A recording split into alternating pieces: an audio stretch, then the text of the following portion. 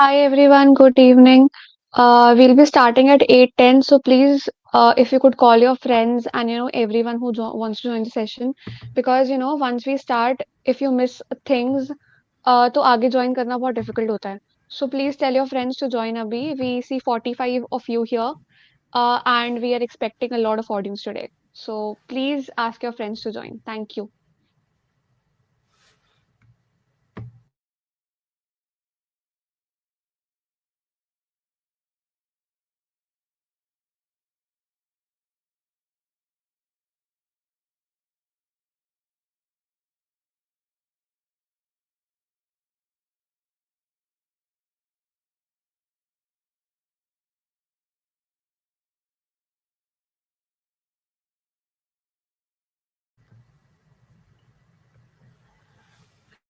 It's 8:10 now. I guess we should start now. So Ritvik, go ahead. Hello everyone, this is Ananya Jain from GDSC AKGC. Welcome to our Google ML Study Jammy in collaboration with AKGC, ABS and DU Kalandi College. Today we have two dynamic speakers who will guide us through the fascinating journey of machine learning. From AKGC College we have Ritik Sharma, a talented individual in his second year. And from ABS College we have Sahil Hussain, a third year expert. Let's find out the deep insights of AI booming world and how it links back to the root of machine learning. From data preparation to model deployment, it's an exclusive session where you will gain insights into every aspect of this exciting field. Let's kick off this learning adventure together. Ritik, you can start now. Hello everyone, my name is Ritvik Sharma and मैं आपका host और दोस्त आज आपको थोड़ा machine learning के बारे में बताऊंगा. ज़्यादा डीप नहीं जाएंगे, थोड़ा बेसिक बेसिक ही रखेंगे ताकि आप में क्यूरियोसिटी जागे और आप खुद थोड़ा रिसर्च करने पे जागे. First of all let me ask you, how many of you are from first year and second year? Can you just guys pin on the chat? Or you can just raise your hands or ping in the chat.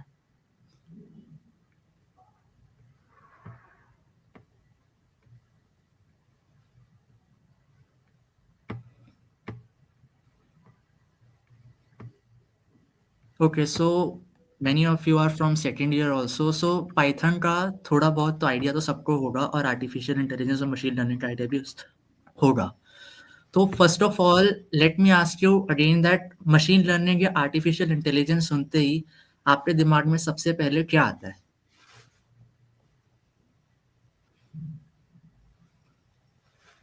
Like for me, when I hear the term artificial intelligence, मेरे दिमाग में सबसे पहले robot movie का चिट्टी robot आता है. Like did you guys notice that scene, that how he saved the girl from that fiery house?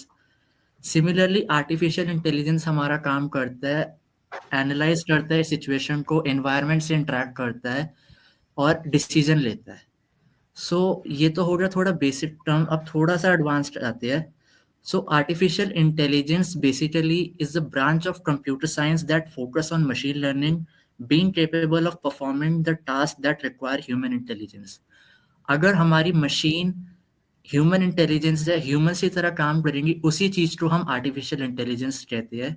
The machine works on 0 and 1 which corresponds to either false and true respectively. Ab, if the machine gets the output 0, that machine understand that this thing needs to be avoided. And if the machine gets the output 1, that machine understand that this thing could be, we should do this thing, that preferable thing. Similarly machine ऐसे ही काम करती है, artificial intelligence ऐसे ही काम करते हैं. सारे environment में सबका एनालिसिस 0 और 1 पे करता है और फिर आउटकम देता है कि हमें ये चीज करनी है या नहीं करनी. It involves a lot of mathematics, statistics, probability and बहुत सारी गंदी गंदी चीजें होती है. सो इसे थोड़ा अवॉइड करेंगे, डीप में जाने का. मैथ्स और स्टैटिस्टिक्स अवॉइड करेंगे, किसी को पसंद नहीं होगी यहाँ पे. Now it involves a lot of programming also. So Python is the language which is most preferably used for artificial intelligence or machine learning. Now, why Python? First of all, let me tell you कि Python बहुत आसान language है. It is multi-purpose language.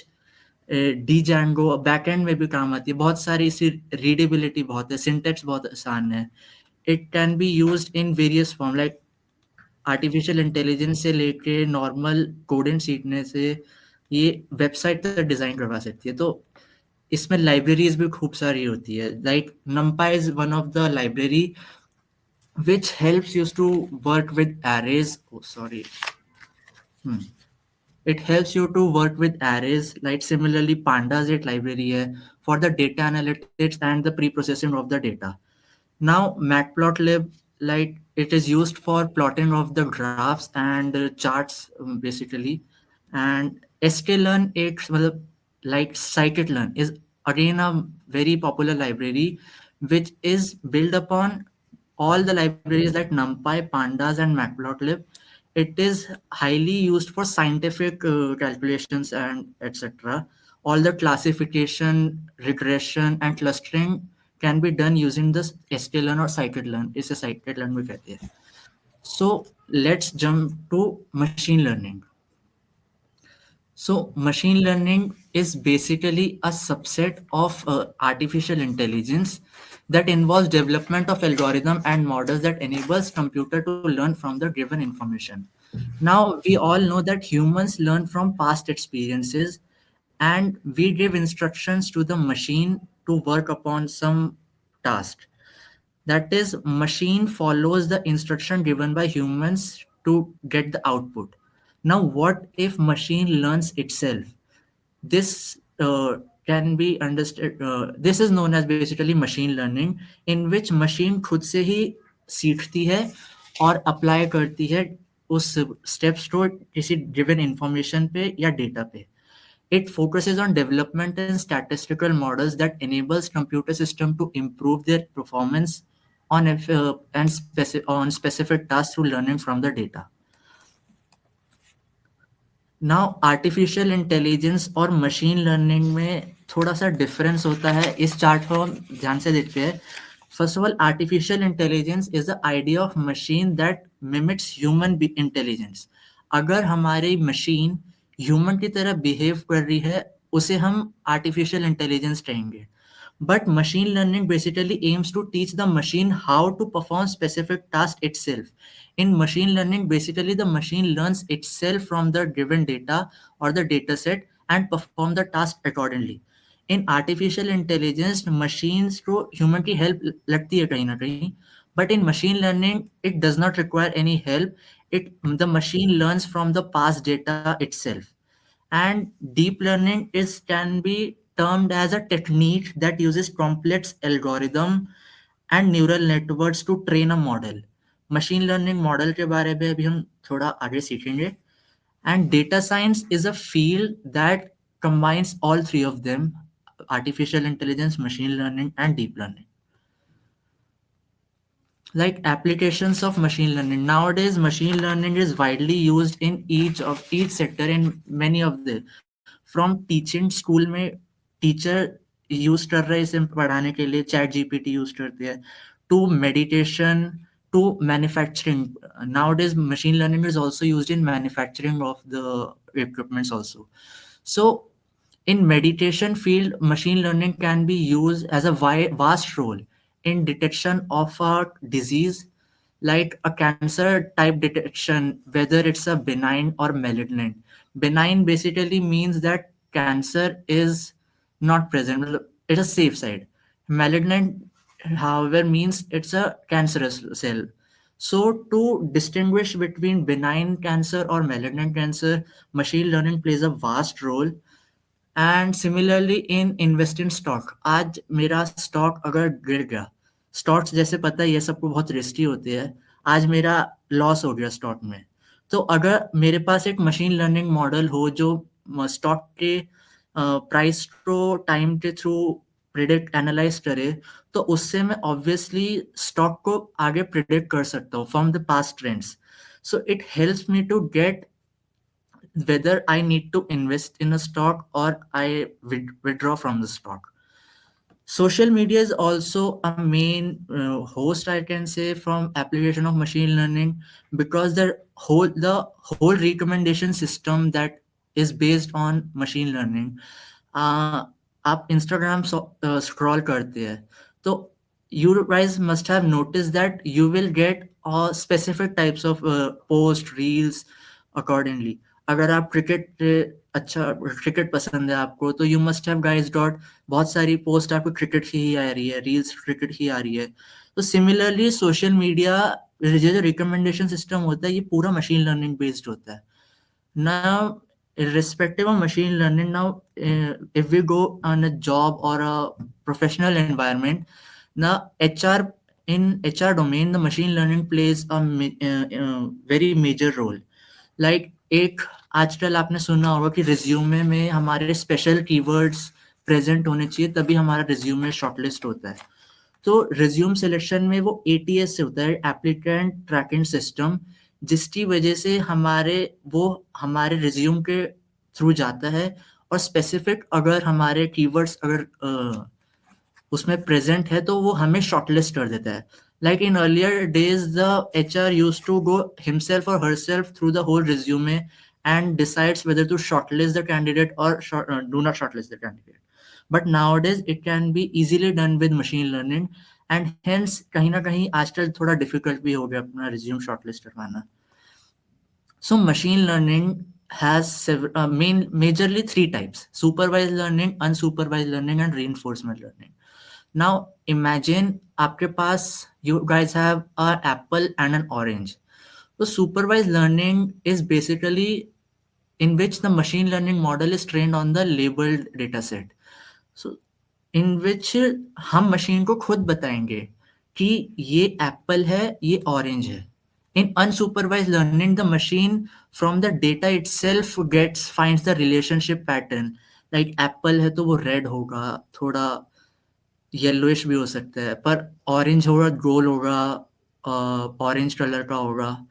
While the reinforcement learning is basically on the feedback system to make by interacting with the environment. तो हमारी जो machine होती है वो environment से interact करके feedback लेती है, उस पे हमें output देती है. तो supervised learning को basically हम ऐसे समझते हैं कि इसमें जैसे टीचर हमें क्लासरूम में पढ़ाता है, तो वो हमें क्वेश्चन का सही आंसर देता है. तो सिमिलरली हम what we do with machine is we tell the machine the correct output with the correspondent input. Like apple है, तो हम अगर एप्पल को इनपुट कराएंगे तो हम मशीन को ये भी बताएंगे कि ये एप्पल है, जिससे कि वो ट्रेन होगी. करेक्ट इनपुट पे करेक्ट आउटपुट मशीन उस पर ट्रेन होगी. So supervised learning has many techniques like regression. Regression is the process of predicting continuous target variable based on values of one or more inputs. Now, like how does it work? You must have guys studied the equation y is equal to mx plus c, the equation of slope, or y is equal to fx. So the slope of in the graph is basically the line of best fit. The data points are basically the predictions made by the system machines, and जितना वो data point उस line of best fit से दूर होगा, उतना उस occurrences का chance कम होगा, एंड जितना डेटा पॉइंट वो पास होगा, उसी अक्रेंस का पार्ट उतना ही ज्यादा होगा. इसमें बहुत सारी चीजें आती है, लाइक अपर कॉन्फिडेंस बैंड, लो, वो हम नहीं करेंगे अभी क्योंकि थोड़ा बेसिक ही रखेंगे. तो अगर आपके predicted values line of best fit के ऊपर है या फिर उसके नियर बाय है, जिससे पता चलेगा कि आपका मशीन लर्निंग मॉडल अच्छा वैल्यू प्रिडिक्ट कर रहा है. फॉर एग्जाम्पल स्टॉक और मतलब स्टॉक प्राइस और टाइम का लेंगे, तो बेसिकली मशीन लर्निंग इज मतलब regression is how a dependent variable changes with the independent variable. The stock price, let's assume, is as a dependent variable and time will be the independent variable. So the stock price, the data points when plotted, if the data points are near to the line of best fit, it will be the most preferable occurrence of the event. Let's move on to classification. Like अब हम दोबारा से orange और apple ले लेते हैं. So the machine learning algorithm, what does it that इन दोनों का ग्रुप बना देंगे, और एप्पल का अलग ग्रुप बनाएंगे और ऑरेंज का अलग ग्रुप बनाएंगे. It is a process of dividing the data into different classes based on the past observation. The इसमें हम जैसे कॉम्प्लेक्स थोड़ा जाएंगे तो स्पैम और नॉट स्पैम ईमेल होता है. So what does a machine learning model does is it goes through the content of the email and the recipient address to decide the whether the email is spam or not spam. It works on that the classification principle basically. K nearest neighbor is basically most important part. It works on both classification and regression. It basically predicts the output on by finding the instance that are close to any cluster. It is also known as lazy learning. इसमें what we do is Euclidean length formula, like आपने पढ़ा होगा ये 9th 10th में पढ़ते हैं. So let me explain it with a diagram. So by the classification, machine ने category A और category B में divide कर लिया data. But the new data point अब ये कहाँ पे lie करेगा, अब ये machine को decide करना है. So what do we do is the machine does is the machine measures the distance of the data point from each data point of category A and B. And जिस भी category के data point से वो सबसे पास होगा वो उस category में उस डेटा पॉइंट को डाल देगी. In this diagram the data point is close to the category A, so the machine is assigned the data point to the category 1. The Naive-Bayes theorem is based on basically the Bayes theorem of probability. We must have studied this formula in your class 11th or 12th, I guess. Like ये problems होती है like if a bag contains 5 red ball, 4 red blue ball, some problems like this. So the machine describes the occurrence of event based on the probability of the distribution. इसीलिए हम इसे probabilistic classification भी कहते हैं, because the machine finds out the probability. जिसकी भी probability सबसे ज्यादा होगी वही next predicted मतलब उसके most occurrence के chance होंगे. Next technique in supervised learning is SVM. SVM is basically a bit complicated, I guess, support vector machine. It is used for both classification and regression. Let's consider classification हो चुका है हमारा, machine ने describe कर लिया है कि ये क्लास A है, ये क्लास B है. So let's assume a hyperplane to be a two-dimensional space. However, this technique can be used in multidimensional. It can be used in multidimensional way. So let's assume the hyperplane is a 2D space like a thin paper. So the support vectors होते हैं हमारे the nearest points that are closest to the hyperplane. From here you can see that this green dot is nearest to the hyperplane. Similarly, this blue dot is nearest to the hyperplane. So the lines that are drawn parallel to them is known as margin. And ये margin जितना ज़्यादा होगा prediction आपकी उतनी better होगी, ML model आपका उतना better होगा. Next technique is random forest. Random forest, before going through the random forest, let's discuss something on decision tree. So decision tree are basically वही tree जो हम second year में पढ़ रहे हैं, in which the classification is basically done on some of condition, like whether it rains, it is sunny or like this. मतलब classification किसी condition पे होता है that, और उससे हम एक सर्टेन आउटपुट निकालते हैं. लाइक अब आप बताओ कि डिसीजन ट्री है तो बहुत सारे ट्रीज तो हम ऑब्वियसली फॉरेस्ट कहेंगे. तो सिमिलरली फॉरेस्ट, रैंडम फॉरेस्ट एक ग्रुप ऑफ डिसीजन ट्रीज कह सकते हैं हम, in which we use multiple decision trees to get the output of the corresponding event or occurrence, and it is a multiple data sets इसमें use हो सकते हैं. By decision tree में we can only use a single data set. Random forest में हम multiple data sets use कर सकते हैं. And average of all the decision tree, like single इस tree का average, इस tree का, इन सब tree का average जो होगा वो final result देगा which improves the efficiency. Like unsupervised learning पे आ गए। अब हमने एप्पल और ऑरेंज लिया था। अब हमें मशीन को नहीं बताना कि ये एप्पल है, ये ऑरेंज है। तो machine what does it do, it itself finds the relations. Like apple है तो वो रेड होगा, एंड ऑरेंज है तो वो ऑरेंज कलर का होगा। साइज में ऑरेंज थोड़ा बड़ा होगा, ऑब्वियसली थोड़ा मतलब ले सकते हैं, एज्यूम कर लेते हैं। तो मशीन उसी प्रॉपर्टीज रिलेशनशिप फाइंड करके उस पर वर्क करती है। And it has also many technique. Clustering is similar, involves grouping of similar types of data point. Cluster का मतलब होता है एक झुंड। So machine learning follows clustering and एक झुंड बना लेती है वो certain pattern या features पे। Like अगर किसी की age 5 से 10 के बीच में है तो वो एक क्लस्टर में आ जाएंगे। 10 से 20 के बीच में एक क्लस्टर में, 20 से ज़्यादा वाले एक क्लस्टर में आ जाएंगे। सो मशीन लर्निंग इसी मतलब क्लस्टरिंग, अनसुपरवाइज लर्निंग क्लस्टरिंग पे वर्क करता है। And it's a very useful approach for the EDA, exploratory data analysis.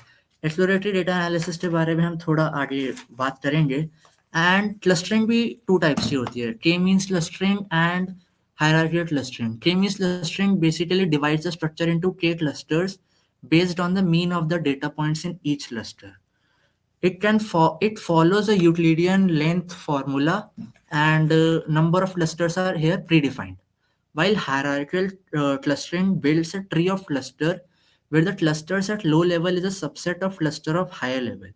Like it is very useful in e-commerce site with different categories. Association rule, like you must have guys when browsing through Amazon or Flipkart or any other e-commerce website, you must have seen signs like people who have bought this also purchase this. So यही association rule होता है which finds the relationship between two different variables. Like association rule analyze the data for pattern and co-occurrence in a database. अगर कोई चीज दो variable equally मतलब frequently occur कर रहे हैं तो वो एसोसिएशन रूल में उसकी वो हो जाएगी, रिलेशनशिप बन जाएगा। और वो ऐसा बताता है कि 93% of people who have purchased item है। ये बहुत देखा होगा। It is highly useful for market basket analysis and fraud detection. Now, reinforcement learning is a learning which is done on the base of reward system. Like assume you have a dog at your home. अगर आपका dog कुछ अच्छा काम करता है तो आप obviously उसको ट्रीट करते हैं। एंड सिमिलरली अगर वो किसी को काट लिया, उसने कुछ आपका नुकसान कर दिया तो ऑब्वियसली आप उसे डांटते हैं। तो similarly machine works, like if the output from the environment is in favor of the machine, like favor of the outcome, the machine gets to know that ये चीज मेरे को करनी है। सिमिलरली अगर मशीन को वो आउटपुट अपोज करे तो मशीन समझ जाती है कि नहीं, मेरे को ये नहीं करना, मैं वही जो चीज मैं पहले कर रही थी वही करना है। The machine receives feedback from the user in the form of reward or punishment, and it is highly used in games and robotics. जो GTA 5 में आपके मिशंस होते हैं वो बेसिकली कह सकते हैं रीइंफोर्समेंट लर्निंग उसमें काम करती है। नाउ मशीन लर्निंग मॉडल, अब हमने जो इतना सारा पढ़ा अब उसको बनाएंगे। Machine learning model is basically a computational model trained on some data to perform a specific task. First of all, the machine learning model बनता कैसे है? First of all, the problem statement must be cleared.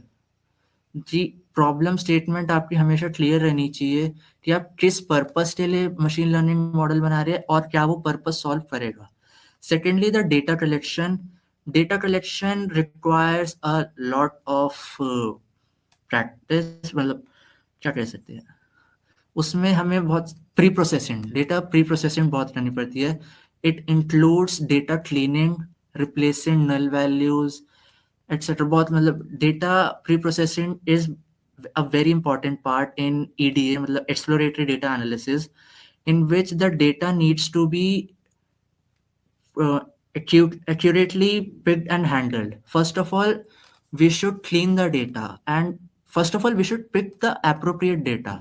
Like अगर आप एक lung cancer detection पे model बना रहे हैं और उसके डेटा सेट में अगर एक कॉलम है कि आई कलर, पर्सन्स हाइट, तो वो ऑब्वियसली हमारे डेटा मॉडल में कहीं, मतलब मशीन लर्निंग मॉडल में कहीं भी हेल्प नहीं करेंगे.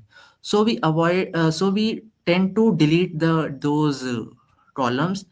एंड यही डेटा क्लीनिंग में होता है, इन विच वी डिलीट और replace the value which are not required to some required value, to some useful values. अब कोई field है जिसमें like which is an important necessary field in which some of the values are missing and you cannot delete that whole column. So we tend to replace the value, null value, with either zero or the mean of the data or mean. There are many techniques like b fill, f fill, forward fill. There are many techniques to do so. And outlier, the balancing of the data is very important. Like अगर आपके 90% of columns are ranging to 5, 10, 15, and suddenly some columns, some cells have the value like 90, 100, 120. So this needs to be balanced. So this is removing of outlier, basically, in which the data is balanced to the, we average out the data. Secondly, the model built for, we should select a proper library for making a ML model. Like there are बहुत सारी libraries है, like speech recognition के लिए हम एक library है, speech recognition ही नाम है उसका, वो import करते हैं. OpenCV, like to do handle techniques for like video images and videos, we tend to import OpenCV. Similarly, like I told you in past slides like this, NumPys, Pandas, these are some of the libraries which needs to be import or you handle to make our model more efficient and accurate. Now, to make the model more efficient and accurate, we must know its accuracy and precision. So this all occurs in evaluation of the model, and then the final model is deployed. So evaluate model हम कैसे करते हैं? So one of the most important part is confusion matrix. It is a table used to evaluate the performance of classification of model. Like let's consider server पे attack हुआ है, तो machine learning models होते हैं जो कि predict कर लेते हैं फ्रॉड डिटेक्शन. तो लेट्स एज्यूम कि मशीन ने प्रिडिक्ट करा कि फ्रॉड हुआ है, बट एक्चुअली भी फ्रॉड हुआ है, तो that value will be known as true positive. But if machine ने प्रिडिक्ट कर लिया कि अटैक हुआ है बट एक्चुअली अटैक नहीं हुआ, तो that would be termed as false positive, because attack actually, मतलब प्रिडिक्टेड वैल्यू जब एक्चुअल वैल्यू से डिफर करती है तो उसे फॉल्स पॉजिटिव या फॉल्स नेगेटिव कहते हैं. हवे अगर प्रिडिक्टेड वैल्यू और एक्चुअल वैल्यू सेम होती है तो उसे ट्रू पॉजिटिव या ट्रू नेगेटिव कह सकती है. ये सबसे सिंपलेस्ट एक्सप्लेनेशन थी इसकी. This matrix is really helpful for dealing with binary classification problems. इसलिए थोड़ा डीप हो जाएगा. Like accuracy is the ratio of correctly predicted instance to total instance in the data set. Like true positive plus true negative divided by total. So accuracy is true positive, मतलब machine ने भी predict सही करा, actually भी वो हुआ है, and machine ने प्रेडिक्ट नहीं करा और एक्चुअली भी नहीं हुआ. तो it is the sum of all the true values defined by total. Total आप एक्चुअल पॉजिटिव, एक्चुअल नेगेटिव या प्रेडिक्टेड पॉजिटिव या predicted negative, but we should always be sure and ensure that all the actual values must be equal to all the predicted values. अगर कुछ इसमें difference है तो there is something wrong. Similarly, precision is ratio of true positive predictions to total number of positive predictions. It can be defined as true positive by predicted yes. True positive इनमें से होगा positive that machine ने भी predict करा true and actually भी true है, and false positive आएगा total में, like true positive plus false positive होगा total positive predicted yes. Recall is the ability or classification model to identify all the relevant instance in dataset ratio of true positive prediction to total number of actual positive instance. It is defined by true positive by actual yes, actual true. Now, F1 store is a important part because it combines both precision and recall in a single value. For let's examine आपके पास दो data set है और like एक 95 एक में है total number of values 95 है और एक में है नंबर ऑफ वैल्यूज 5 है.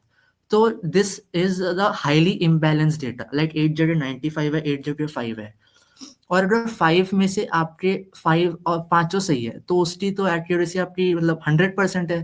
पर 95 में से आपकी 90 सही है मान लें 80 सही है तो उसकी एक्यूरेसी थोड़ी कम हो गई. But we cannot say that the 95 wala data is less accurate than 5 wala data because the number of values are highly imbalanced.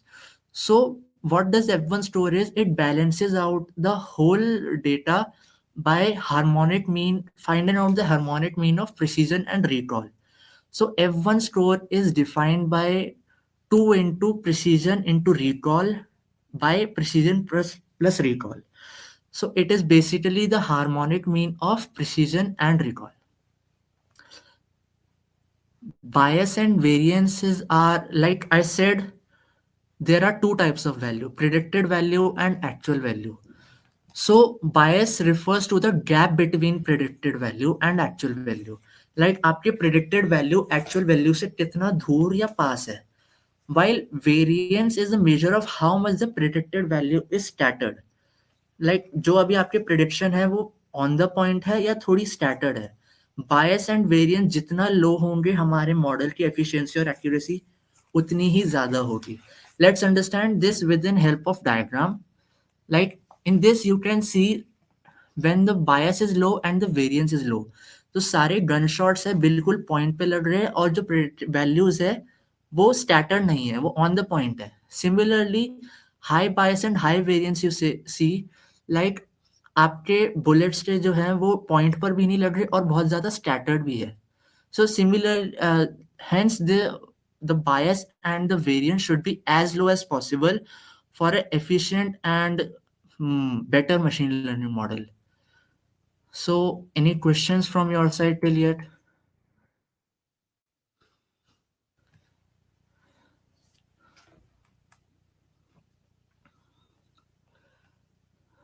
Guys, you have any questions regarding to the session, you can ask.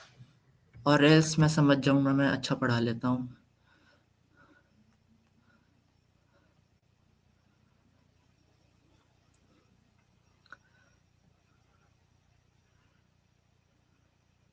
Okay, no problem.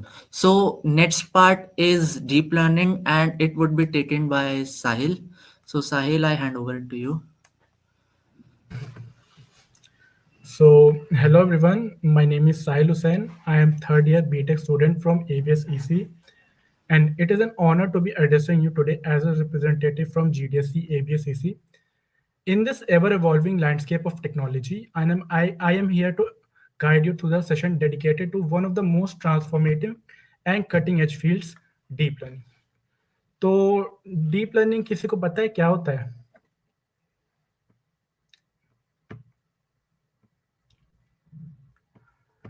Hello guys, are you there? इतनी dead audience मत बनो भाई. Anyone?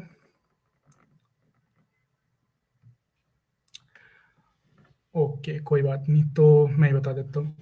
तो deep learning is a subset of machine learning जो कि basically neural networks के around revolve करती है. तो इसे डीप लर्निंग क्यों कहते हैं, इसका एक बहुत इंटरेस्टिंग सा जवाब है क्योंकि इसमें लेयर्स इंट्रोड्यूस की जाती हैं कि जो तुम्हारी लर्निंग होती है वो लेयर्स के फॉर्म में होती है. That is why it is referred as deep learning. तो एक्चुअली जो भी हम काम डीप लर्निंग से करते हैं उसका लाइक जो काम हम मशीन लर्निंग करते हैं वो हम डीप लर्निंग से भी कर सकते हैं. बट हमें डीप लर्निंग की जरूरत क्यों पड़ी? Does anyone know that?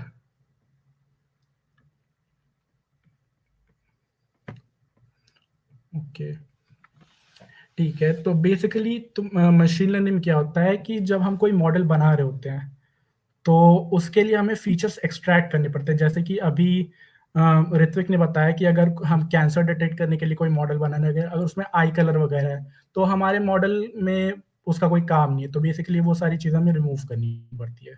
तो डीप लर्निंग में क्या होता है, हमें कोई चीज़ रिमूव या फिर सेलेक्ट फीचर सिलेक्शन की बेसिकली ज़रूरत नहीं पड़ती है। वो खुद से कॉम्प्लेक्स कंप्यूटेशंस करके अपने आप मॉडल फीचर सेलेक्ट कर लेता है। तो अगर ये इतना ही अच्छा है तो हम मशीन लर्निंग फिर यूज़ ही क्यों करते हैं, राइट? तो इसका सबसे बड़ा रीज़न है डीप लर्निंग जो है उसको बहुत ही ज़्यादा डेटा फीड करना पड़ता है। अगर अच्छी एक्यूरेसी वाला अगर हमें मॉडल चाहिए, तो उसके लिए हमें बहुत सारा डेटा प्रोवाइड करना पड़ता है डीप लर्निंग के लिए, जो कि कभी-कभी प्रैक्टिकली पॉसिबल नहीं होता है। तो इसीलिए अगर कोई हमारे पास बहुत कॉम्प्लेक्स टास्क होता है जिसमें डेटा बहुत कम है हमारे पास, तो उसके लिए हम मशीन लर्निंग यूज़ करते हैं। और अगर हमारे पास एक्सटेंसिव अमाउंट ऑफ डेटा है, तो उसके लिए हम डीप लर्निंग यूज़ करते हैं for better accuracy. So that was the basic difference between machine learning and deep learning. तो coming to the slide change करो ऋत्विक।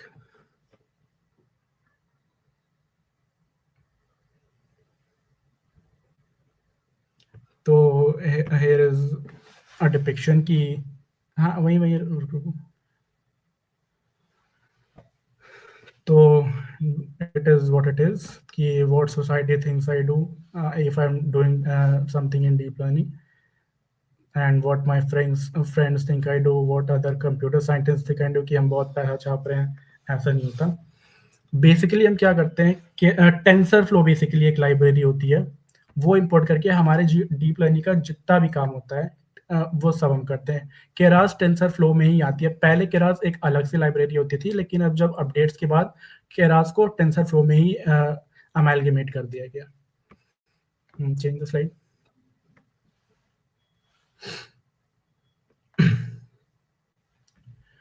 तो basically deep learning neural network के अराउंड बेस्ड है। तो neural networks are class of machine learning inspired by the structure and functioning of the human brain, consists of interconnected nodes organized to form layers which are capable of making prediction and decision based on input data. Basically neural network जो होते हैं हमारे brains में neurons होते हैं, उनको mimic करते हैं। न्यूरॉन्स में एक तरफ से इनपुट जाता है, वो इनपुट प्रोसेस होता है और वो फिर आउटपुट बाहर आता है, और ये काम सीक्वेंस में चलता रहता है। बहुत सारे न्यूरॉन्स आपस में कनेक्टेड होते हैं। तो बेसिकली न्यूरल नेटवर्क्स यही चीज़ मिमिक करते हैं। हमारे की कंपोनेंट्स होते हैं न्यूरॉन्स, लेयर्स और नेटवर्क्स। तो न्यूरॉन जैसा कि मैंने बताया कि वो इनपुट रिसीव करते हैं, उस पे एक्टिवेशन फंक्शन अप्लाई करते हैं और आउटपुट प्रोड्यूस करते हैं।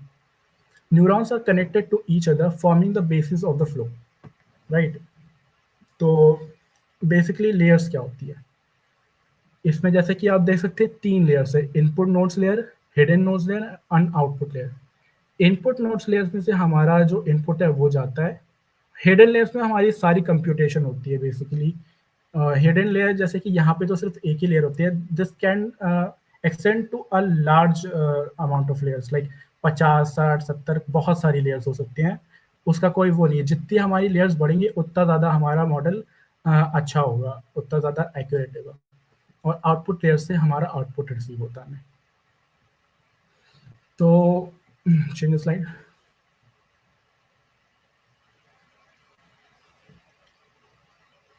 So keywords for neural networks are nodes, also known as neurons. Each node receive input to process it using activation function and produce outputs. Layer के बारे में बताया, हमने बात की अभी। एंड यहाँ पे एक वर्ड है एक्टिवेशन फंक्शन। उसका क्या मतलब है? बेसिकली जो हमारा इनपुट जाता है उसके साथ वेट्स एसोसिएटेड होते हैं। वेट्स दो टर्म्स हैं, वेट्स एंड बायसेस। तो वेट्स हम इसलिए एसोसिएट करते हैं अपने इनपुट के साथ कि हमें उस इनपुट का वो उस मॉडल में कितना रोल देना है वो डिसाइड करता है वेट्स। जैसे कि हमारा कोई इनपुट है 30, उस पे हमें बहुत वो बहुत एम्फोसिस देता है हमारे मॉडल को, तो हम उस पर वेट ज़्यादा अप्लाई करते हैं।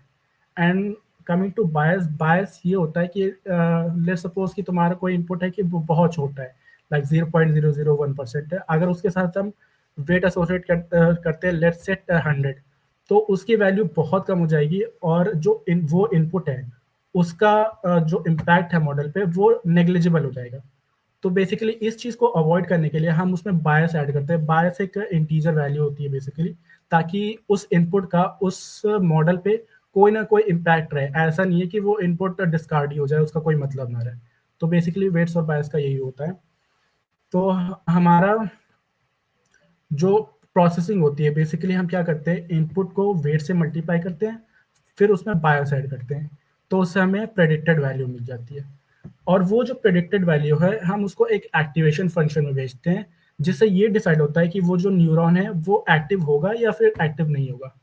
एक्टिवेशन फंक्शंस के बारे में जैसे हम बताएं, बेसिकली क्या होता है, activation functions introduce non linearity to allow neural networks to learn complex patterns.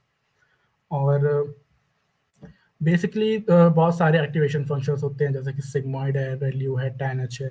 ReLU सबसे सिंपल एक्टिवेशन फंक्शन होता है, जिसमें कि क्या होता है, अगर आपका आउटपुट इनपुट 0 से छोटा है तो वो न्यूरॉन फायर नहीं होगा, और अगर 0 से बड़ा है तो वो लीनियर फैशन में न्यूरॉन होगा। जितना भी आउटपुट रहेगा, इनपुट आपको उसी के हिसाब से मिलेगा, लाइक जैसे कि लीनियर रिग्रेशन होता है। तो अब आते हैं लॉस फंक्शन में। लॉस फंक्शंस क्या होते हैं, बेसिकली डिफरेंस होता है जो तुम्हारी एक्चुअल प्रेडिक्टेड वैल्यू है और जो तुम्हारी जो तुमने प्रेडिक्ट किया और जो एक्चुअल प्रेडिक्टेड वैल्यू है उसके बीच का डिफरेंस होता है। तो that is all about loss functions. Can you change the slide backwards? मुझे बैक प्रोपगेशन के बारे में बताना भूल गया था। हाँ, तो बेसिकली जैसे कि तुमने एक बार प्रेडिक्ट कर ली वैल्यू, अब वो वैल्यू तुम्हारे आउटपुट के हिसाब से नहीं है, वो आउटपुट से बहुत ऑफ है। लाइक तुम्हें आउटपुट चाहिए था 10, वो तुम्हें 3 के अराउंड दे रही है। तो अब इसको हम फिक्स कैसे करते हैं? बेसिकली इसको फिक्स करने का तरीका होता है बैक प्रोपेगेशन, जहाँ पे हम वेट्स को एडजस्ट करते हैं कि शुरुआत में जब हमने वेट्स लिए थे वो मे बी हमने करेक्ट नहीं लिए हो या फिर वो बहुत ऑफ है। तो बैक प्रोपेगेशन यही काम करता है, तुम्हारे जो वेट्स है उसको एडजस्ट करने के काम करता है, जो कि होता है ग्रेडियंट डिसेंट से। एंड ऐसे में बहुत डीप में जाता रह रहा हूँ, gradient descent, activation function, loss function, पता नहीं क्या क्या। तो बेसिकली बैक प्रोपिगेशन क्या करता है, तुम्हारे वेट्स को एडजस्ट करता है by minimising the loss function. Loss like let's say कि अगर तुम्हें कोई चीज़ चाहिए, जैसे कि तुम्हारे पास तुम्हें कुछ खरीदना है 10,000 रुपये में और तुम्हारे पास अभी 1,000 रुपये हैं, तो इसके बीच का डिफरेंस बहुत बड़ा है, राइट? तो अगर तुम्हें वो चीज़ अचीव करनी है तो तुम्हें अपने पास जो पैसे हैं वो बढ़ाने हैं, बेसिकली उसके बीच का गैप मिनिमाइज करना है। तो बेसिकली लॉस फंक्शन में क्या होता है, वो ये गैप को ही रिप्रेजेंट करता है। इसी गैप को हम मिनिमाइज करते हैं यूजिंग बैक प्रोपेगेशन। अब बैक प्रोपेगेशन में यूज होता है ग्रेडियंट डिसेंट। ग्रेडियंट डिसेंट में हम बेसिकली क्या करते हैं, लॉस फंक्शन को मिनिमाइज करते हैं by finding the global minimum of that function. ये सारे मैथमेटिकल फंक्शन होते हैं जो कि यहाँ पे हम कवर नहीं कर सकते हैं ऑब्वियसली, क्योंकि हमारे पास कोई इनपुट देने के लिए कुछ है नहीं। तो that is all about back. अभी तुम इतना समझ लो कि बैक प्रोपेगेशन बेसिकली तुम्हारे वेट्स को एडजस्ट करने के लिए काम आता है, ताकि तुम्हारे मॉडल की एक्यूरेसी बढ़ जाए। Thank you.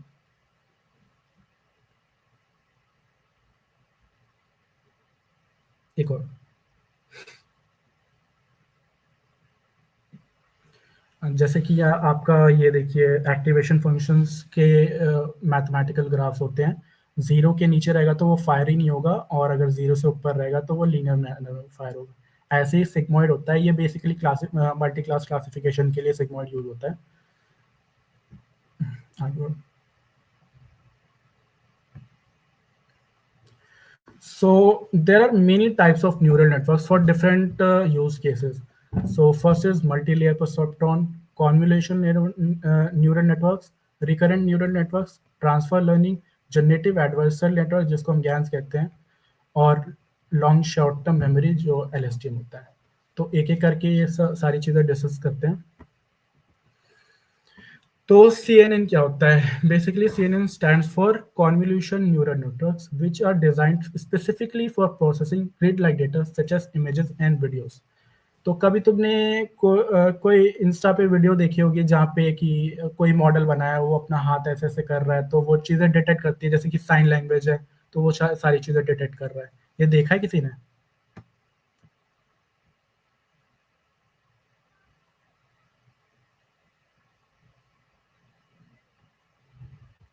Okay okay you can, हाँ, तो बेसिकली ये काम CNN के थ्रू ही किया जाता है। CNN ग्रिड लाइक डेटा पे काम करता है, जैसे कि images and videos, basically object detection हो गया, जैसे ये सारी चीज़ें CNN के थ्रू ही होती है। तो एक और इंटरेस्टिंग सी बात है कि जो काम हम CNN से करते हैं वो काम हम ANN से भी कर सकते हैं, तो हम CNN क्यों यूज़ करते हैं? कोई बता सकता है ये चीज़? Let me drink some water. Anyone? Okay, तो बेसिकली ANN में क्या होता है, हमारा इनपुट फिक्स्ड होता है, हम उस इनपुट को चेंज नहीं कर सकते हैं, राइट? और अगर हम इनपुट को चेंज नहीं कर सकते, इमेजेस तो बेसिकली कोई भी रेजोल्यूशन की हो सकती है। अगर if you are giving inputs of images तो कोई भी रेजोल्यूशन की हो सकती है, उसका कोई फिक्स साइज नहीं होता है। और एक और मेन रीज़न होता है कि ANN को बहुत ही हाई कंप्यूटेशनल पावर चाहिए होती है to make models and stuff like that. But CNN में क्या होता है, हमारा as you can see the architecture ANN से थोड़ा सा डिफरेंट है। लास्ट में जैसे कि आप देख सकते हैं, क्लासिफिकेशन के लिए जो लेयर यूज हो रही है वो बेसिकली ANN ही होती है, उसे फुली कनेक्टेड लेयर बोलते हैं। तो CNN में क्या होता है, और शुरू में कुछ और लेयर्स ऐड होती हैं, जैसे कि कॉन्वोल्यूशनल लेयर है, पूलिंग लेयर है एंड फ्लैटनिंग लेयर है। तो बेसिकली कॉन्वोल्यूशन लेयर क्या करती है, इमेज में जितने भी एजेस होते हैं वो सब एजेस डिटेक्ट करती है, बेसिकली कॉन्वोल्यूशन फिल्टर्स अप्लाई करती है, और वो कॉन्वोल्यूशन फिल्टर्स अप्लाई करने के बाद हमें फीचर मैप्स मिलते हैं बेसिकली। और ये फीचर मैप जो होते हैं वो पूलिंग लेयर में जाते हैं। अब पूलिंग लेयर क्या करती है, पूलिंग लेयर स्पेशल डिपेंशन जो होती है इमेज की उसको रिड्यूस करती है, ताकि हमारी प्रोसेसिंग कम इनपुट पे हो और जितने भी इंपॉर्टेंट फीचर्स है सिर्फ वही इस मॉडल में रह जाए, बाकी सारी चीज़ें डिस्कार्ड हो जाए जिसकी अभी ज़रूरत नहीं है। बेसिकली कंप्रेस करती है इमेज को। अब ये कंप्रेस्ड इनपुट हमारे फ्लैटनिंग लेयर में जाता है, जो कि ये फ्लैटनिंग लेयर इनपुट लेयर की तरह काम करता है ANN की। अब ये जाता है हिडन लेयर में, हिडन लेयर में प्रोसेसिंग होती है, फिर वहाँ से हमें इनपुट मिलती है कि कार है कि ट्रक है कि वैन है, जो भी इमेज में है वो आपको क्लासीफाई होकर मिलता है यूजिंग मल्टी क्लास क्लासिफिकेशन। ये चीज़ हम वीडियो पे भी कर सकते हैं, उसके लिए सारे हमें फ्रेम्स बार बार डालने पड़ते हैं, मतलब उसके लिए लाइब्रेरीज होती हैं जैसे कि OpenCV वगैरह, ये सारी लाइब्रेरीज के थ्रू हम करते हैं। तो एप्लीकेशन बेसिकली कंप्यूटर विजन्स में ये होते हैं। CNN excel in image related tasks such as image classification, object detection and segmentation. Their hierarchical features extraction make them effective for understanding visual patterns. जो भी visual patterns होते हैं उसको capture करने के लिए CNN ही यूज करते हैं हम बेसिकली ज़्यादातर। Thank you.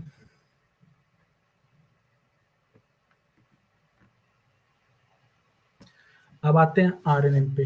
RNN stands for Recurrent Neural Networks, designed for processing sequential data.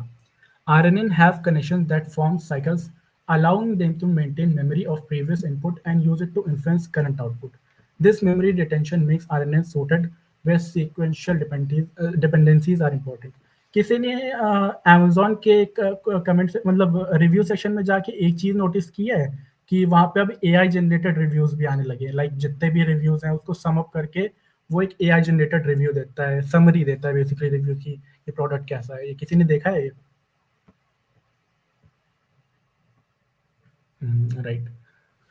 तो RNN बेसिकली क्या होता है, सीक्वेंशियल डेटा पे वर्क करता है। जो भी जैसे कि आपके टेक्स्ट हो गए हैं, जैसे कि स्पीच हो गई, ये सारे डेटा पे RNN वर्क करता है। RNN kind of like ANN होता है, बट इसमें मेजर डिफरेंस क्या होता है, हर लेयर में एक फीडबैक इनपुट जाता है। जैसे कि इनपुट तो जा ही रहा है, देखिए यहाँ पे इनपुट तो जा ही रहा है, लेकिन एक और फीडबैक इनपुट जाता है। ये बेसिकली सिमेंटिक्स को मेंटेन करने के लिए यूज होता है। जैसे कि कोई सेंटेंस है, एक और एग्जांपल है, जैसे कि आप जब आपके फ़ोन में कीबोर्ड होता है, उसमें जब आप टाइप करते हैं तो ऊपर 3 सजेशंस आते होंगे, वो किसी ने नोटिस किया है वो कैसे काम करता है?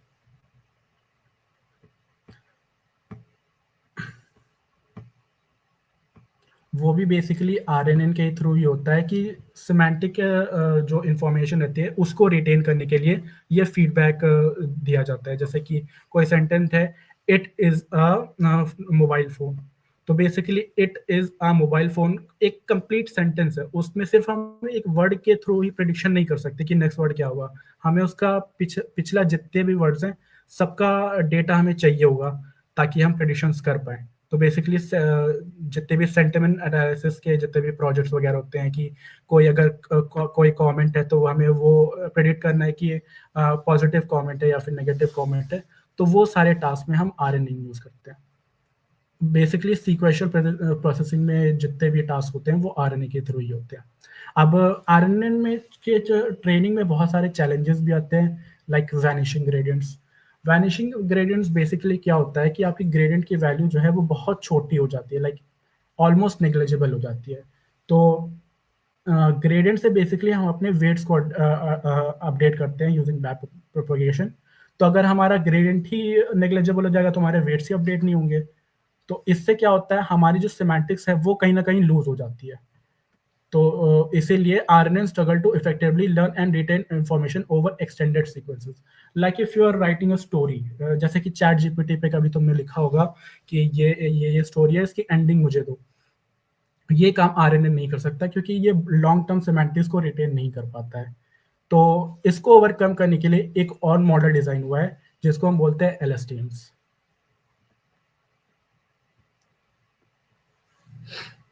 तो LSTM stands for long short-term memory networks.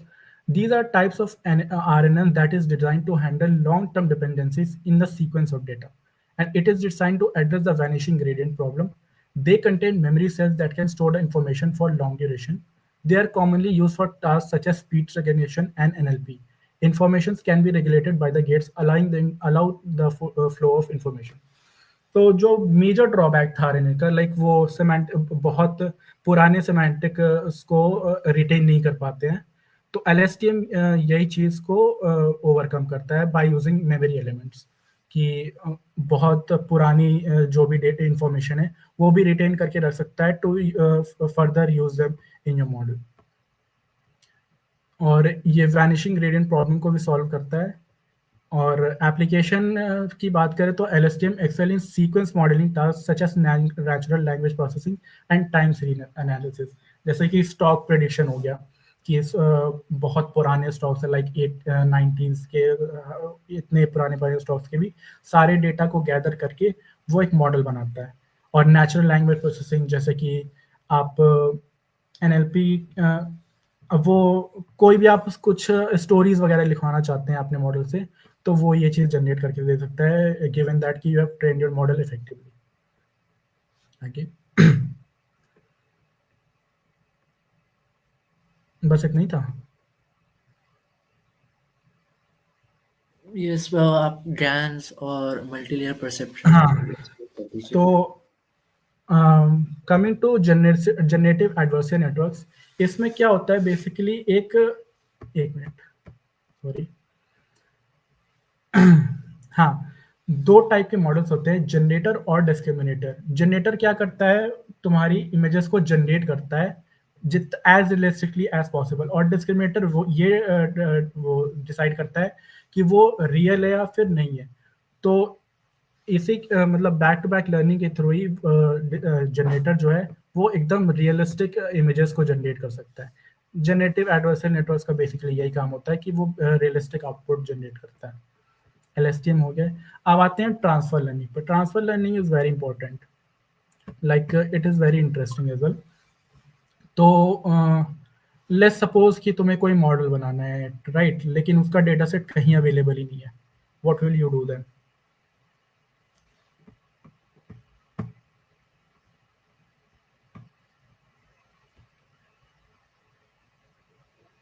थोड़ा इंटरैक्टिव रखते हैं सेशन को। लाइक गिविंग एग्जांपल, मेरा ही एक सीन ले लो कि हमारे मिनी प्रोजेक्ट के लिए हम एक आईओटी डिवाइस बना रहे हैं, कि जहाँ पे फायर फाइटर्स वगैरह जाते हैं वहाँ पे बहुत सारी गैसेस वगैरह होती हैं। तो उसको वो डिवाइस डिटेक्ट करेगा और तुम्हें एक वार्निंग दे देगा कि ये मतलब जाना अभी खतरनाक है, यहाँ पे आप नहीं जा सकते। तो बेसिकली इससे रिलेटेड हमें कहीं भी डेटा नहीं मिला है जहाँ तक भी मतलब एलपीजी लीकेज से मिल गया था, बट और कहीं उससे नहीं मिला है। तो ये बहुत बड़ी प्रॉब्लम कभी कभी फेस होती है कि जो हम मॉडल बनाना चाहते हैं उससे रिलेटेड डेटा कहीं अवेलेबल ही नहीं होता है, या फिर होता भी है तो बहुत कम उसमें होता है, बहुत कम क्वांटिटी में होता है। तो इसके लिए हम ट्रांसफर लर्निंग यूज करते हैं। ट्रांसफर लर्निंग में क्या होता है, basically pre train models available होते हैं लाइब्रेरीज में, तो उसको हम लेते हैं। वो जो मॉडल्स होते हैं वो बहुत ह्यूमंगस अमाउंट ऑफ डेटा पे ट्रेंड होते हैं पहले से ही। लाइक लेट्स से कि एक इमेज डिटेक्शन का मॉडल है, तो वो मिलियंस और ट्रिलियंस ऑफ जीबी के डेटा पे पहले से ट्रेन हुआ होगा। तो हम क्या करते हैं, उस मॉडल को उठाते हैं, उस मॉडल के कुछ पार्ट्स को चेंज करते हैं to fit our use case, and वो चीज़ हम अपनी यूज केस के हिसाब से यूज कर लेते हैं। तो दैट इज बेसिकली वो ट्रांसफर लर्निंग इज, कि हमारे पास मॉडल्स पहले से अवेलेबल हैं जो बहुत हैवी डेटा पे ट्रेंड हो चुके हैं। अगर हमारे पास डेटा की कमी है, एज यू नो कि डीप लर्निंग को बहुत डेटा चाहिए होता है to predict values and have greater accuracy. तो बेसिकली इसी के लिए हम वो प्री ट्रेन मॉडल्स को यूज करते हैं। तो अडेप्टेशन प्रोसेस में क्या करते हैं, हम प्री ट्रेनिंग में after the model is pre train, models are fine tune on a smaller data set related to target task. तो पहले से ही वो इतने सारे डेटा पे ट्रेंड है, बट ज़रूरी नहीं है कि जो तुम्हारा यूज़ केस है उसमें भी वो डेटा इंक्लूडेड हो। तो फिर हमें उसको फाइन ट्यून करना पड़ता है यूजिंग हाइपर पैरामीटर ट्यूनिंग। तो उसमें हम एक स्मॉलर डेटा सेट लेते हैं, उस पर वो डेटा मॉडल ट्रेन करते हैं, और तब जाके हमें वो फाइनल मॉडल मिलता है। तो इसके बेनिफिट्स यही है कि हमें डेटा मतलब अगर कम है तो हम ये मॉडल यूज़ कर सकते हैं, परफॉर्मेंस इंप्रूव होती है बेसिकली। और common application include image recognition, natural language processing and other domains where label data scale. जहाँ पे लेबल डेटा की कमी होती है वहाँ पे ये चीज़ यूज़ करते हैं। इमेज प्रोसेसिंग ये बहुत अच्छा एग्जाम्पल है। Like if you are building an object detection data set, तो तुम सारे दुनिया की जितनी भी ऑब्जेक्ट है सबका डेटा सेट तो ला नहीं सकते हो कहीं से भी। तो उसके लिए भी हम पहले से जो प्री ट्रेन मॉडल्स होते हैं उसको यूज करते हैं। That is it from my side. Any questions from you guys?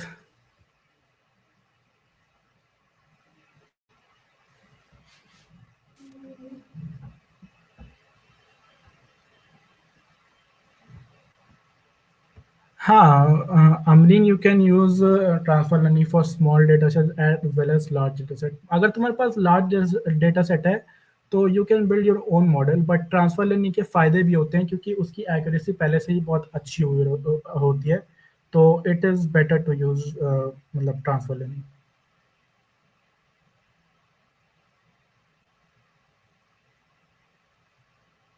It is just an option कि अगर आपके पास data set नहीं available है तो what you can do. Anything else?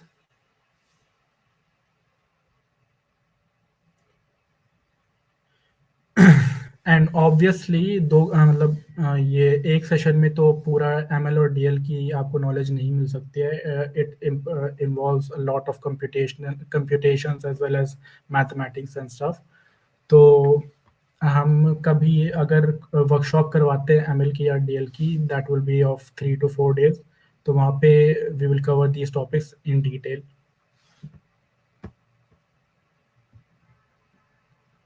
Anything else? Any questions?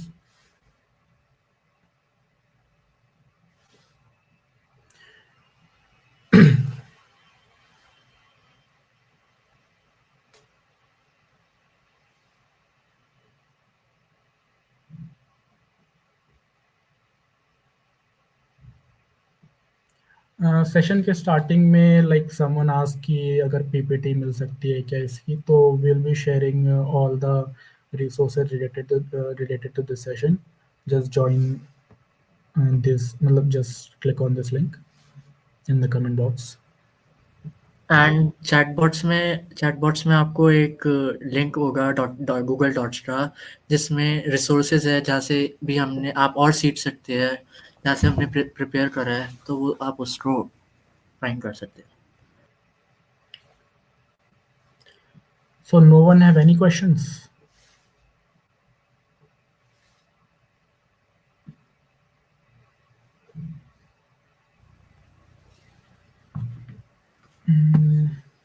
कुछ तो होगा जो नहीं समझ आया होगा, वो पूछ लो।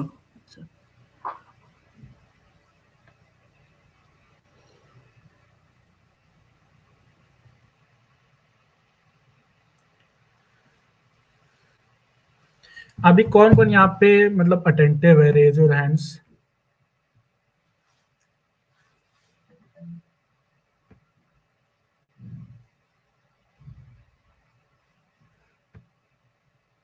आधे से ज्यादा तो ज्वाइन करके लग रहा है चले गए हैं। Guys be attentive. We have a question, I guess. Wait, Yeah. how we decide the hidden layers according to it's up to your choice. तुम जितने ज्यादा हिडन लेयर्स ऐड करोगे, जितने ज्यादा नोड्स ऐड करोगे, उतनी ज्यादा तुम्हारी मतलब एक्यूरेसी ज्यादा होगी। बट इससे एक और डिफिकल्टी हमें फेस करने को मिलती है, जो कि होती है ओवरफिटिंग। ओवरफिटिंग में क्या होता है, बेसिकली तुम्हारा जो मॉडल है वो ट्रेन डेटा सेट पे बहुत ज्यादा रिलाई करने लग जाता है। लाइक अगर तुम ट्रेन डेटा सेट पे टेस्ट करोगे तो तुम्हारी एक्यूरेसी बहुत अच्छी होगी, लेकिन अगर कोई तुम बाहर से कहीं से डेटा लाके उसमें फीड कर रहे हो और प्रेडिक्ट कर रहे हो, तो वो चीज़ उसकी एक्यूरेसी बहुत खराब आएगी, फिर वो गलत प्रेडिक्शन देने लगेगा। तो इसके भी मतलब टेक्निक्स होते हैं कि कितने हिडन लेयर्स रखने हैं, कितने नहीं रखने हैं। वो सारी चीज़ें भी मतलब थोड़ी डीप में जाके पढ़नी पड़ती है। तो I don't think we can cover this in this session.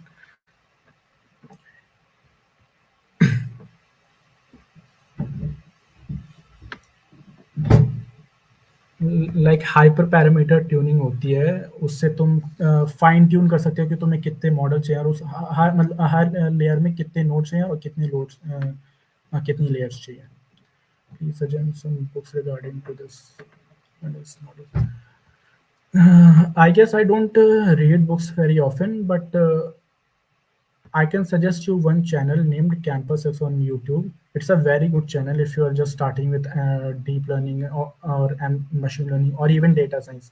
Like data science से ही तुम start करते हो अपनी machine learning की journey को. And Garima will also share some books as well.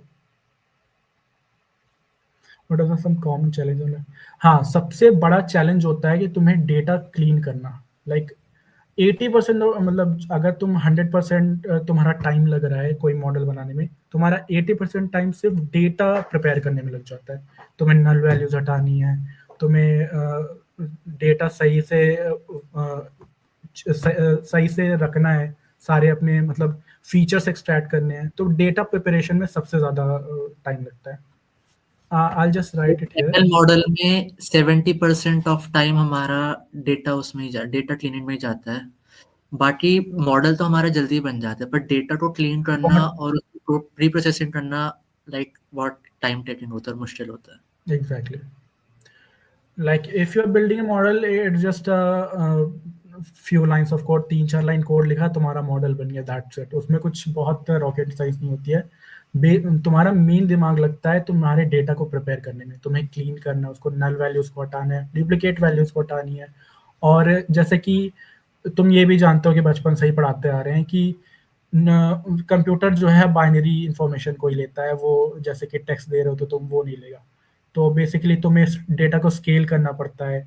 अगर तुम्हारे कोई एक फीचर में लाइक वैल्यूज है 1 लाख 2 लाख और दूसरे में है 0.1 0.2, तो इसके बीच में बहुत बड़ा गैप आ जाता है। तो जो हमारी बहुत बड़ी वैल्यूज होते हैं उसको हमको एक लिमिट में स्केल करना पड़ता है, जिसको हम स्केलिंग बोलते हैं। स्टैंडर्ड स्केलर नाम की एक वो होती है, उससे हम डेटा को स्केल करते हैं बेसिकली। तो डेटा प्रिपरेशन में आई गेस सबसे ज़्यादा चैलेंजेस फेस करने को मिलेंगे तुम्हें।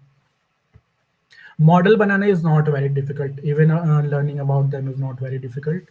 अगर तुम स्क्रैच से बना रहे हो, like I have seen a meme की बहुत बड़ी बुक दे रहा है लर्निंग एमएल और फिर इंपोर्ट केराज, उसमें एक छोटी सी बुक दे दिया। तो बेसिकली वही है, केराज में तुम्हें सब कुछ मिल जाएगा, तुम्हें कुछ खुद से करने की जरूरत नहीं है। If you are building a model from scratch, तो उसमें बहुत टाइम लगने वाला है, बहुत दिमाग लगने वाला है। तो ये सब तुम्हें कुछ नहीं करना है, सब कुछ तुम्हें दिया जाता है केराज में, साइकिट-लर्न में, टेंसरफ्लो में। वो तुम्हें सिर्फ उठाना है वहाँ से मॉडल, अपने डेटा सेट पे ट्रेन करना है, एंड दैट्स इट।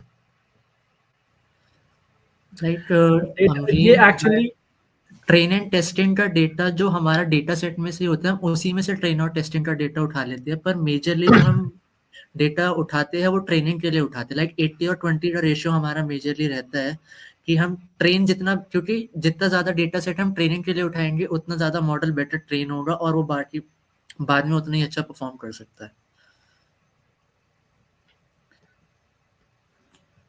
एक एसक्यूएल में एक लाइक वो है फंक्शन बोलते हैं शायद उसे, ट्रेन टेस्ट स्प्लिट करके वो डिसाइड करता है, वो तुम्हारा डेटा लेता है और उसको ट्रेनिंग और टेस्टिंग फेज में स्प्लिट कर देता है randomly.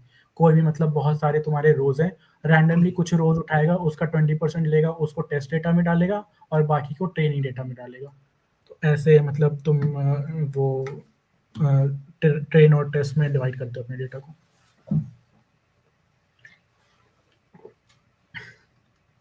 Any other questions?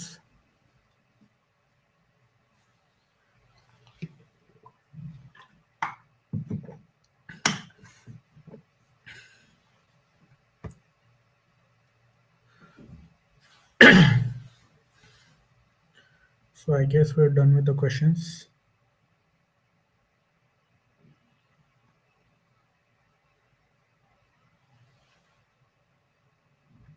Um,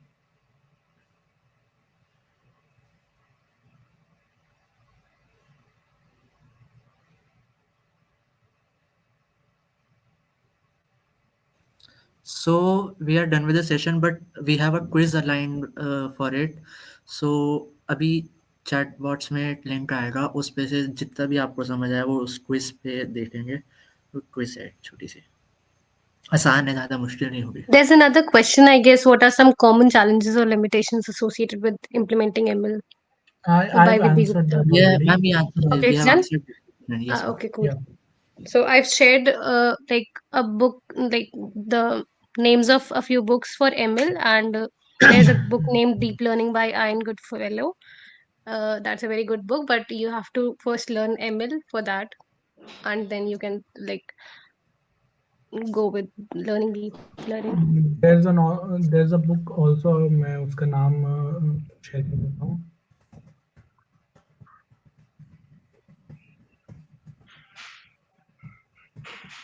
I don't know the author of this book, but इसमें बेसिक्स से अगर तुम्हें इंट्रोड्यूस होना है कि क्या होती है एमएल में, क्या चीज़ें होती हैं, डीप लर्निंग में क्या चीज़ होती है, तो it's a really good book and बहुत like as a name suggest बस 100 या 125 पेजेस की है ये, if you want to just take an overview of machine learning.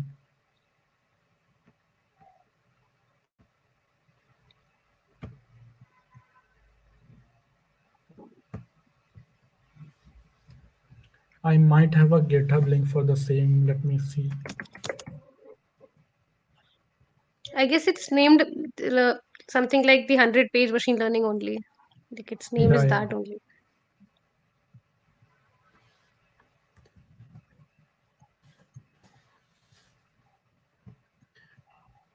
Some Russian author. I've I'll shared just share the that link. name first, Oh, okay.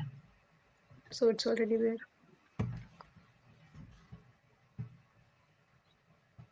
Yeah, so are we up with the quiz now?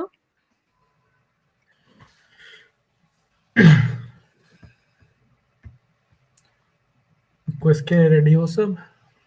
Hello भाई, थोड़ा interact कर लो chat में। Right,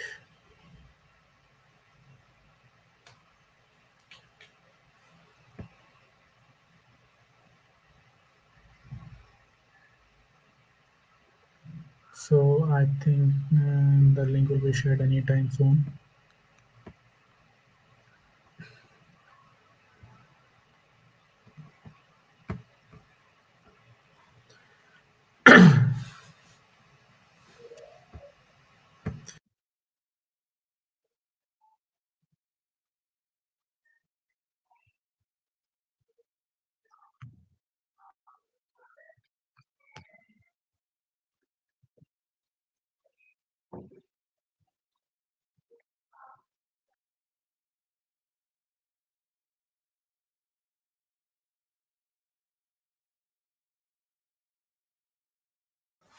So I'm pasting the quiz link in the chat box. You will find it.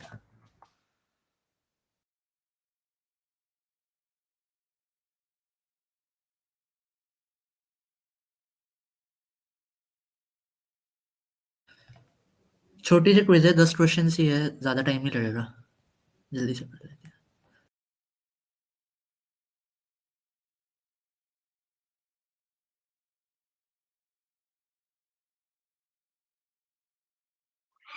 Also, we've shared a WhatsApp group link, so I would like to request everyone to join that, please. We'll share all the resources, all about the books required, our channels, and everything necessary for machine learning.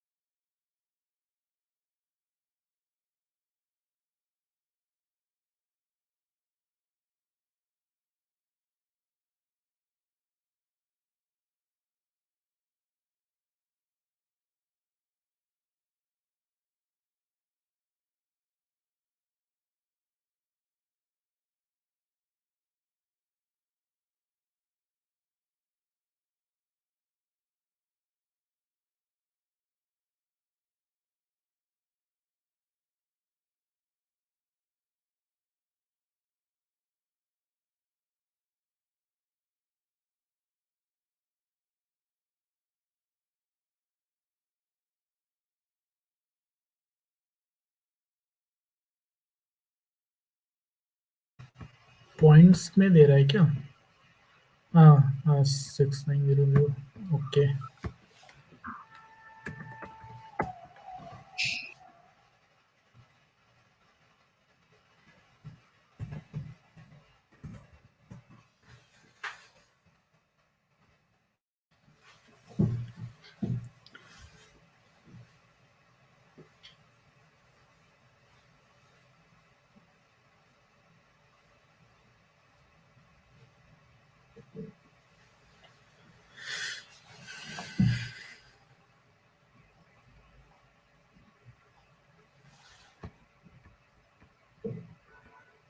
Is everyone done with the quiz?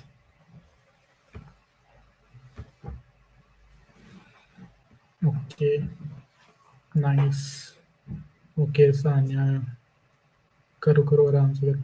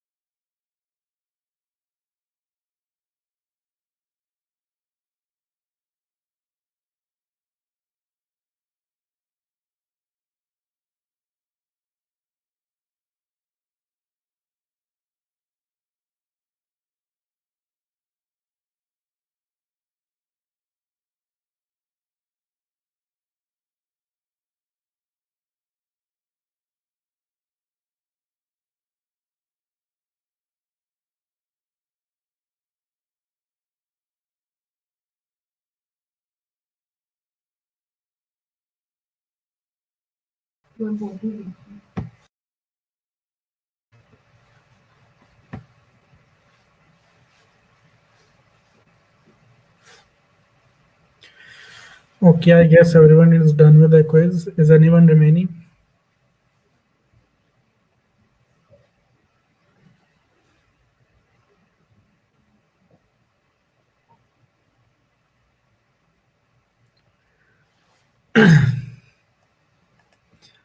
Do you guys want that we discuss the answers here?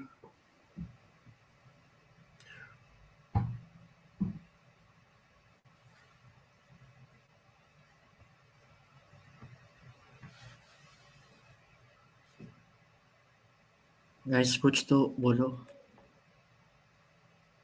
Okay, I guess they don't want that. I guess some of them do. Should we do it? I guess we should.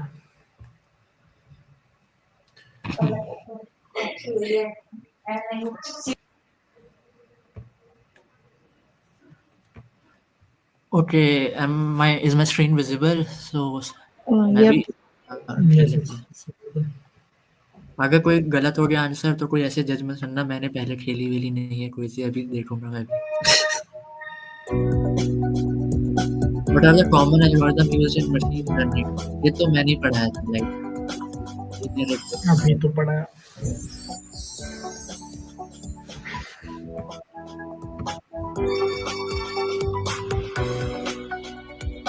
How does regularization helps in machine learning?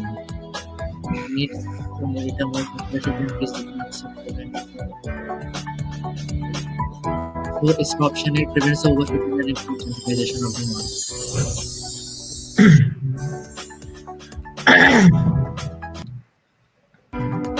Discuss the application. ये तो पढ़ा ही था. अभी पढ़ा था. Healthcare, finance.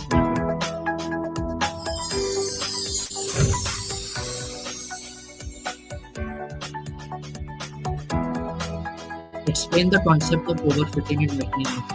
Overfitting एक concept होता है जिसमें हमारा जो मॉडल होता है वो बहुत ज़्यादा ही सीख लेता है. मतलब जो आसपास की जो डिस्टर्बेंस होती है वो उसको भी लर्न कर लेता है. तो इसमें ये है.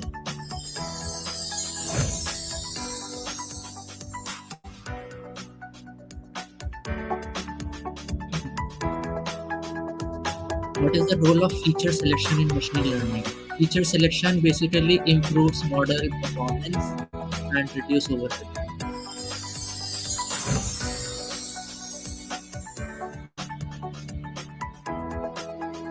What is machine learning? Machine learning is a type of bicycle. ना यही सही लग रहा है.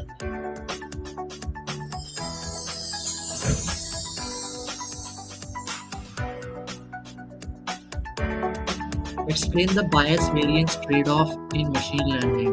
ये तो मैं थोड़ा bias variance trade-off is the imbalance होता है bias और variance का. इतने सारे टेक्स्ट में से कैसे बोलूं? ये है शायद. हाँ.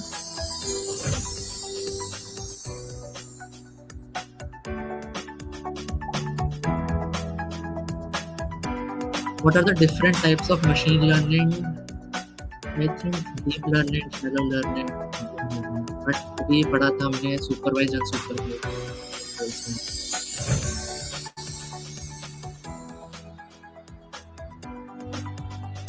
What is the importance of cross validation in machine learning?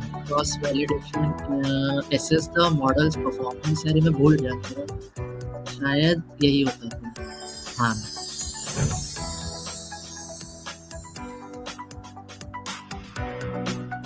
What is the difference between supervised learning and unsupervised learning? Supervised learning labeled data पे train होता है and unsupervised learning unlabeled data पे train होता है.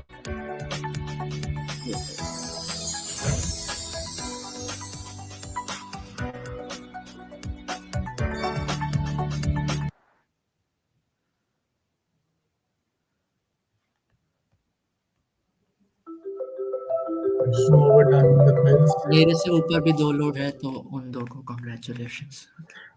The first one is me. Oh, congratulations. Casual flex.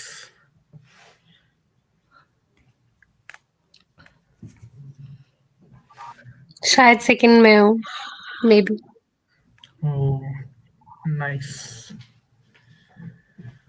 तो at least speakers को तो आते हैं सारी चीजें. That's a good thing. Speakers ही जीत रहे हैं, first, second, third speakers. Nice.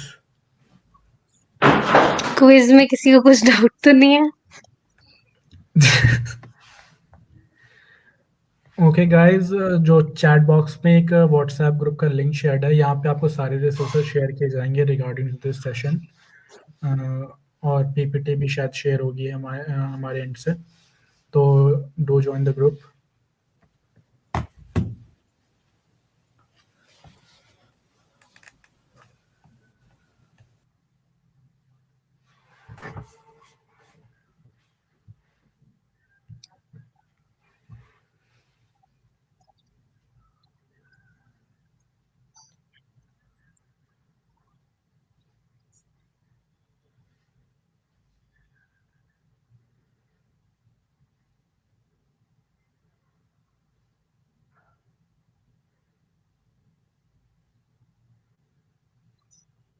I guess it's the time to conclude the session then.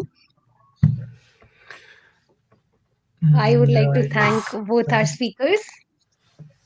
बहुत प्यारा सेशन था. And the thank you audience, to the audience as well.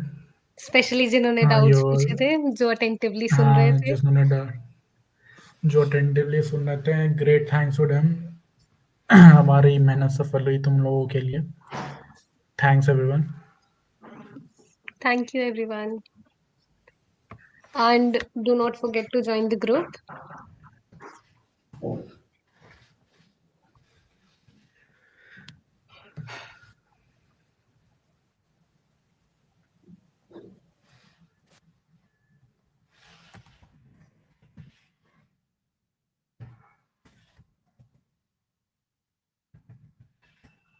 Also, I'm sharing LinkedIn IDs of both our speakers. Just wait a minute. पहले मैं खुद ढूंढ लूं.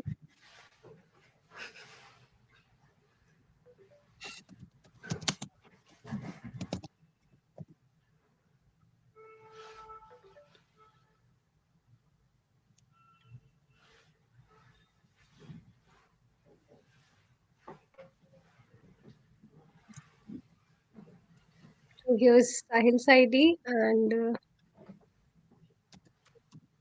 Ritvik.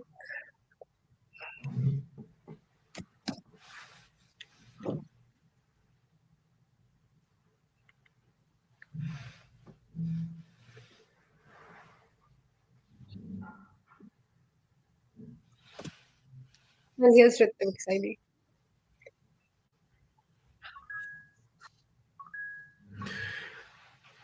अगर तुम्हें कोई भी डाउट्स या फिर कोई डिस्कशंस वगैरह करने हो तो ये हमारी लिंक्डइन आईडीज है. You can connect with us on these.